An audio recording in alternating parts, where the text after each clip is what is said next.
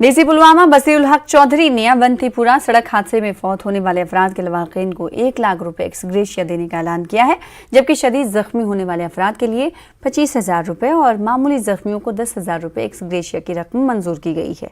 DC ने बताया कि महलूकीन की लाशों को घर भेजने के लिए सरकारी सतह पर तमाम जरूरी इंतजाम किए जा रहे हैं। इस हादसे में 4 अफराद फौत हुए हैं, जबकि मुतादिद अफराद जख्मी हुए हैं। उन्होंने बताया कि जख्मियों को इलाज और के लिए जिला अस्पताल जिला इंतजामिया की जानिब से बर वक्त इंतजाम किए गए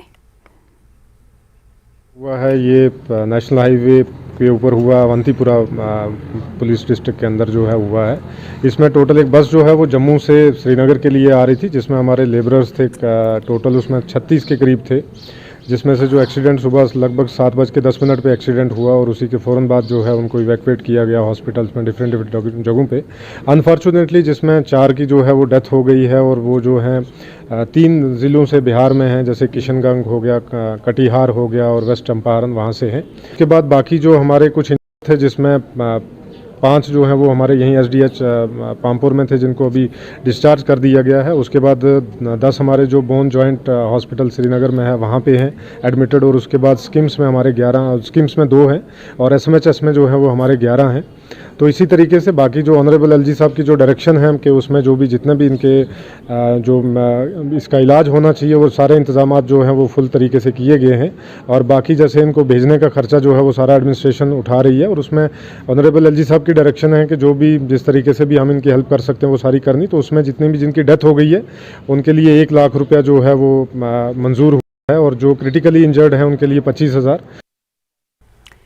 फिलहाल इसी के साथ रुकेंगे कश्मीर न्यूज में। छोटे से ब्रेक के लिए कुछ और खबरों के साथ जल्द लौटेंगे।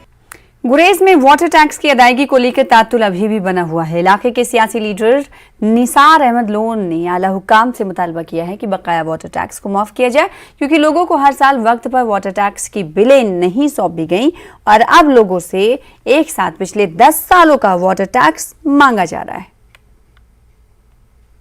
हमने गवर्नमेंट से बार बार अपील की थी कि जो वाटर टैक्स लोगों के ऊपर एक बोझ बना हुआ है, आजकल महकमा PH के लोगों को बिलें सौंप रही है। कम से कम 8-10 हज़ार से नीचे कोई बिल नहीं है। अगर ये लाए अमल पहले से हुआ होता तो 100-200 रुपये हर एक गरीब या कोई भी सार्फिन वो भर सकते थे, लेकिन बदकिस्मती से इन्होंने वो पैसा बकाया रखा है। गवर्नमेंट ने जब बिलें ड्यू टाइम पर उनको सबमिट नहीं की, पैसा बकाया रहा। हम गवर्नमेंट से एक अपील करते हैं कि कम से कम इस एरिया को जो पिछली जो वाटर टैक्सेस है उसे माफ़ किया जाए, और आइंदा जो भी होगा वो लोग अपने टाइम पर भर देंगे।